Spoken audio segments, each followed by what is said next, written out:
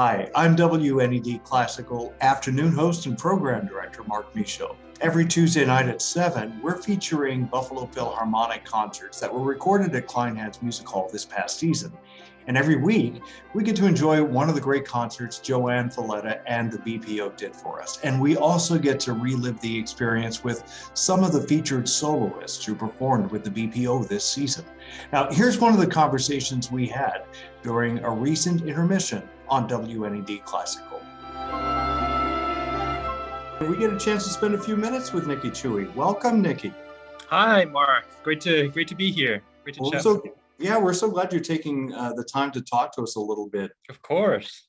Now, it doesn't seem to me like it's been that long that you've been here in Buffalo, and it also seems like you got here and then COVID happened, right? Yeah, it's a strange warp of time. This is technically the end of my third official season. Yet, when COVID happened, I had only played a few months. I joined in the fall of 2019. And then all of the previous season, we were just playing for ourselves at Kleinhans, recording these live broadcasts, right? And then this season, I feel, was my first full season, and it's been really thrilling to invite everybody in the audience back. We had great programs, and to have everybody on stage back as well. So it's been good. It's been a good year. Just want to visit real quick some of the stuff that that you all did during the pandemic, which I thought was groundbreaking and very cool. We saw the orchestra doing videos, and we saw musicians, yourself included, doing videos in nature and Buffalo and all of that. You guys were incredibly creative. Yeah. I mean, it was really a time where a lot of us, thank our team for that. People on the admin side for thinking of these projects to do. It's really pushes the envelope in how music is communicated to the listeners. So it was a small light in a time of uncertainty, for sure. And now, as you say, the orchestra's back, the audiences are back, and you're performing full concerts again. We're so happy to be running them again here on WNED. And before we get to talking about your Brahms, Nikki, I think it'd be kind of a cool opportunity for some of us to get to know you a little bit better regarding some of the things you do.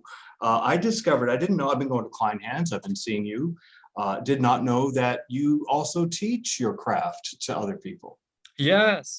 So, for me, teaching it holds a very special place in my heart. I gained so much from my mentors, and any chance I get to share my experiences to bring up, a new generation of artists, I'm thrilled to do that. So I'm on faculty at the University of Ottawa's music department there, and I also teach online through the Orchestra of the Americas online academy.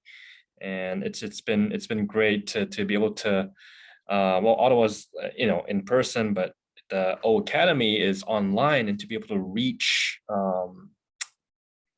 teaching your craft to more than just in person it's thrilling. Something that was kept over from the year of the pandemic. So that's cool. So something great did come from that, and yeah. Kudos to you for all you do. Yeah. Let's talk about this great Brahms concerto. First off, that night was just an amazing experience. Thank you. The audience was on their feet. What was that like for you playing that piece on stage? And can you also talk to us a little bit about the concerto itself and what it means to you to be able to play that with the Sure. The Brahms concerto was a piece that, growing up as a kid, I've always wanted to play.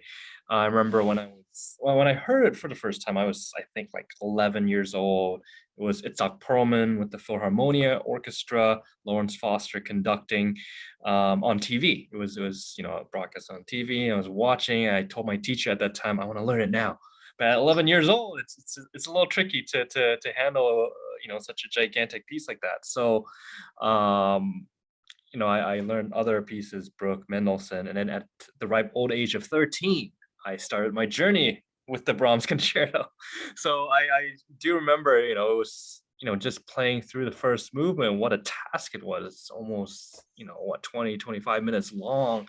What a marathon. And, it's one of those pieces that the more you play it, the more there's so much depth to it. The colors, the melodies, the harmonic in entwinement, with the soloist and the orchestra as well. There's so much to it, and it's a masterpiece for a reason. It gets better the more you listen to it, the more people play it. It kind of evolves in its own way. And I remember very clearly when Maestro Joanne Falletta asked me, what do I want to play? What do I want to solo with the orchestra? And the first thing in my mind was Brahms Violin Concerto. And I had played it with orchestra down in Alabama a few years ago, but I wanted to do it again. Every time I pick up this concerto, I add a little bit of my experience, a little bit of my life experience, and everything that goes with it into the piece. So yeah. How cool. And Nikki, we absolutely can't wait to hear this. So let's get to it. Thanks for taking the time to talk to us about this. Of course.